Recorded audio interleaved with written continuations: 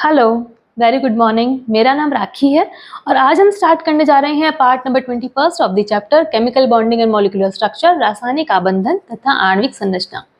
Part number 20 में हमने energy level के डायग्राम्स देखे हैं। कुछ मॉलिक्यूल्स जैसे कि hydrogen, helium, lithium and beryllium, इनके मॉलिक्यूल्स के एनर्जी लेवल डायग्राम्स को देखा है, उनके स्टेबिलिटी को देखा है, उनके बॉन्ड ऑर्डर को देखा है, साथ ही साथ उनके मैग्नेटिक बिहेवियर को देखा है। कुछ मॉलिक्यूल्स रिमेनिंग हैं, जैसे कि हाइड्रोजन, हीलियम, लिथियम, बेरिलियम को छोड़कर boron, carbon, nitrogen, oxygen and fluorine and neon, in molecules की स्टडी हमारी रिमेनिंग है। तो इस पार्ट में हम उन मॉलिक्यूल्स की स्टडी करेंगे और अच्छे से एमओटी को और भी अच्छे से समझेंगे। स्टार्ट करते हैं। Bonding in some homonuclear diatomic molecules. Diatomic molecules में सबसे पहले आ रहा है B2 molecule, boron molecule. Boron जो कि पीरियोडिक टेबल का 5th एलिमेंट है, जिसका एटॉमिक नंबर 5th है। एटॉमिक नंबर 5 के साथ इसका इलेक्ट्रॉनिक कॉन्फ़िगरेशन है 1s2, 2s2 and 2p1। 1s2 के ये एटॉमिक ऑर्बिटल्स दिखाए हैं, then 2s2, then 2p1, 2p1 में है।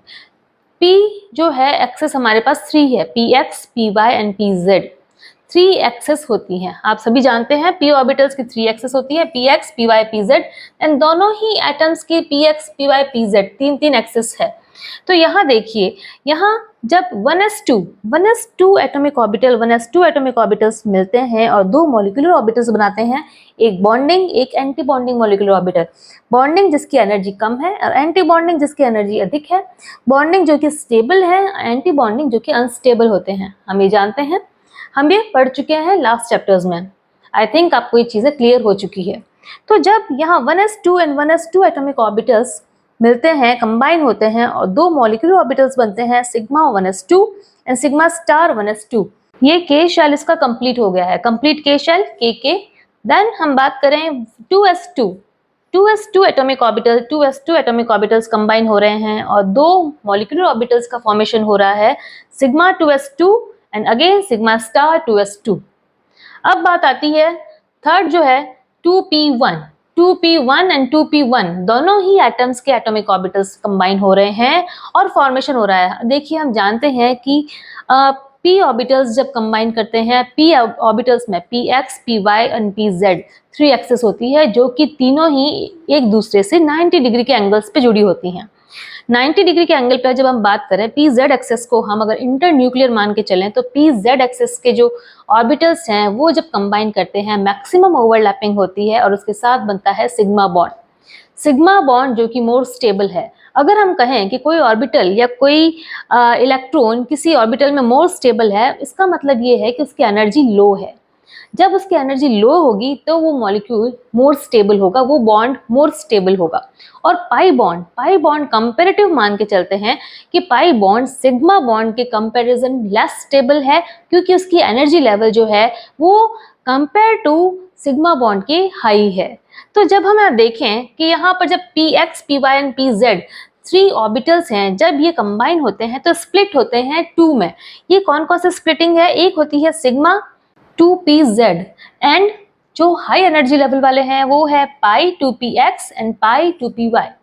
ये एनर्जी लेवल ऊपर है, तो ये दो स्प्लिटिंग में दिख रहा है आपको कि p ऑर्बिटल्स जो है वो दो में डिवाइड हो गए हैं। एक है सिग्मा 2pz जो कि लो एनर्जी में है, हाई स्टेबिलिटी में है, और साथ ही पाई 2px एंड पाई 2py जो कि हाई एनर्जी लेवल है, जो कि लेस स्टेबल है। जब हम बात करें कि इलेक्ट्रॉन सबसे पहले किस में जाएगा, जिसमें एनर्जी लेवल कम होगा, तो सबसे पहले एनर्जी लेवल कम किस में है? सिग्मा 2pz में। तो दोनों के एक एक इलेक्ट्रॉन्स आकर यहाँ पेयरिंग में हो जाएंगे और ये हो जाएगा कॉन्फ़िगरेशन। क्या हो जाएगा? अगर मॉलिक्यूलर ऑर्बिटल का कॉन्फ़िगरेशन देखें तो ये क्या हो जाएगा?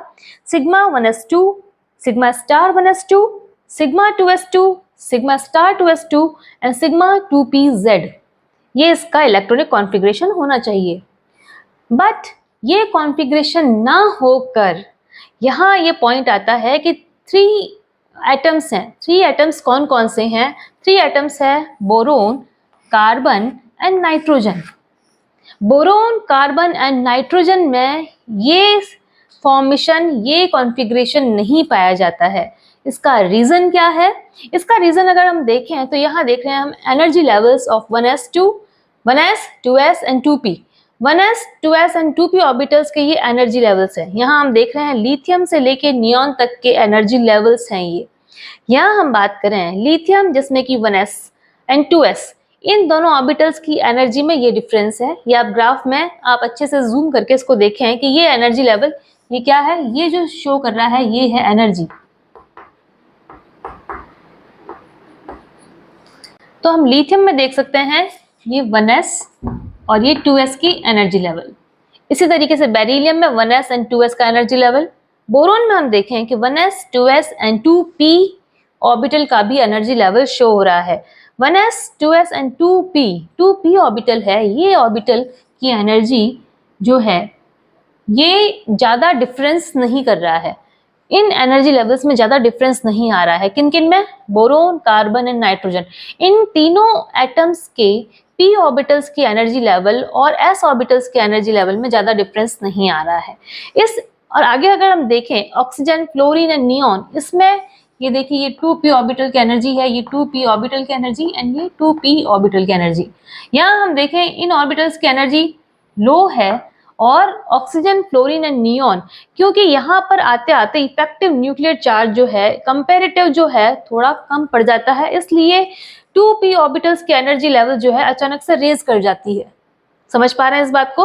और इस वजह से बोरोन, कार्बन एंड नाइट्रोजन की जो 2p ऑर्बिटल्स हैं उनकी एनर्जी लेवल में ज़्यादा डिफरेंस नहीं होता है।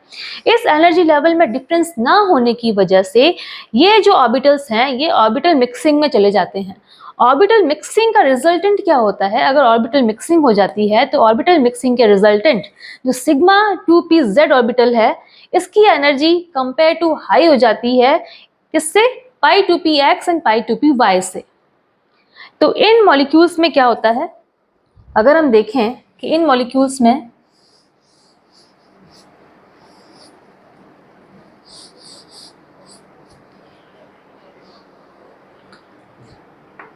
इनमें क्या होगा,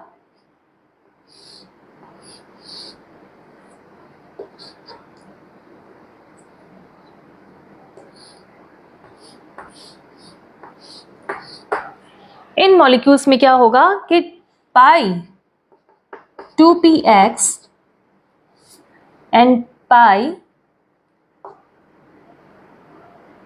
ये हो जाएगा पाई 2py, pi 2px and pi 2py हो जाएगा, जबकि ये जो है सिग्मा 2pz इसकी एनर्जी अधिक हो जाएगी, किससे? पाई 2px एंड पाई 2py से। तो सबसे पहले जो इलेक्ट्रॉन है ये 2p ऑर्बिटल का जो एक इलेक्ट्रॉन है ये 2pz में ना जाकर सबसे पहले 2px में चला जाएगा। तो यहाँ हम देख पा रहे हैं कि ये इलेक्ट्रॉन्स सबसे पहले किस में आ रहा है? 2px, और एक अनदर इलेक्ट्रॉन जो है वो 2py में। तो इसका इलेक्ट्रॉनिक कॉन्फ़िगरेशन क्या हो जाएगा? कंप्लीट k शेल होने के बाद में k के sigma 2s2, sigma star 2s2, pi 2px 1 and pi 2py 1। जबकि एंटी बॉन्डिंग में जो ऑर्बिटल्स हैं, एंटी बॉन्डिंग मॉलिक्यूलर ऑर्बिटल्स, उनकी पोजीशन सेम रहेगी, उनकी पोजीशन वही रहेगी, pi star 2px, pi star 2py and again then sigma star 2pz, ये इनकी पोजीशन रहेगी। ये जो एबनॉर्मलिटी आ रही है ये केवल 3 एटम्स के लिए होती है, बोरोन, कार्बन एंड नाइट्रोजन।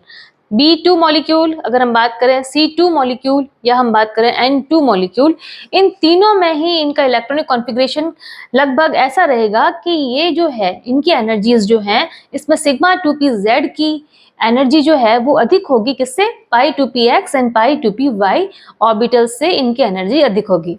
तो इस चीज़ को आई विश आपको अच्छे से समझ में आया होगा। अगर हम बात करें इनके स्टेबिलिटी की, B2 मॉलिक्यूल की स्टेबिलिटी क्या है? जब हम देखें स्टेबिलिटी तो हम देखते हैं कि बॉन्डिंग मॉलिक्यूलर ऑर्बिटल्स में कितने इलेक्ट्रॉन्स हैं और एंटी बॉन्डिंग मॉलिक्यूलर ऑर्बिटल्स में कितने इलेक्ट्रॉन्स हैं। तो अगर हम काउंट करें बॉन्डिंग मॉलिक्यूलर ऑर्बिटल्स में इलेक्ट्रॉन्स को तो यहाँ देखें 1 2 3 4 5 6 इलेक्ट्रॉन्स हैं जो कि है बॉन्डिंग मॉलिक्यूलर ऑर्बिटल्स। अगर हम देखें एंटी बॉन्डिंग मॉलिक्यूलर ऑर्बिटल्स को तो 1 2 एंड 3 4 एंड नथिंग। तो 4 इलेक्ट्रॉन्स हैं एंटी बॉन्डिंग के और 6 इलेक्ट्रॉन्स हैं बॉन्डिंग के। तो कौन से ज्यादा है? Bonding electrons. बॉन्डिंग इलेक्ट्रॉन्स ज्यादा हैं तो स्टेबल है ये। तो ये मॉलिक्यूल स्टेबल है। अगर हम देखें इसका कि इसमें मैग्नेटिक बिहेवियर क्या है, अगर इसको मैग्नेटिक फील्ड में रखते हैं तो ये डायमैग्नेटिक या पैरामैग्नेटिक कौन सा बिहेव करता है। हम देख पा रहे हैं कि इसमें अनपेयर्ड इलेक्ट्रॉन्स हैं। जब अनपेयर्ड इलेक्ट्रॉन्स होते हैं तो मॉलिक्यूल जो है पैरामैग्नेटिक बिहेवियर शो करता है। अगर इनको मैग्नेटिक फील्ड में रखा जाए तो ये मैग्नेटिक फील्ड को अट्रैक्ट करते हैं, ये पैरामैग्नेटिक बिहेवियर शो करते हैं। तो ओके, ये इसकी स्टेबिलिटी देखी है हमने, इसके अनपेयर्ड इलेक्ट्रॉन्स के अकॉर्डिंग इनको देखा है पैरामैग्नेटिक इन नेचर है, और ये हमने इसका इलेक्ट्रॉनिक कॉन्फ़िगरेशन देखा है। और ये वाला जो बिहेवियर है ये केवल 3 एटम्स करते हैं, B2 मॉलिक्यूल करता है, C2 मॉलिक्यूल करता है और N2 मॉलिक्यूल करता है। अगेन इसके बाद जो भी एटम्स आते हैं, जो भी मॉलिक्यूल्स बनते हैं, उनका जो इलेक्ट्रॉनिक कॉन्फ़िगरेशन है अगेन वही वाला कॉन्फ़िगरेशन होता है जो मैंने पहले वाला बताया था ये। तो आई विश बच्चों आपको ये वाला पार्ट अच्छे से समझ में आया होगा। तो नेक्स्ट पार्ट में हम और भी मॉलिक्यूल्स की स्टडी करेंगे और आपको ये टॉपिक अच्छे से क्लियर करेंगे। तो मिलते हैं बच्चों पार्ट नंबर 22 में। Till then bye bye, thank you for watching.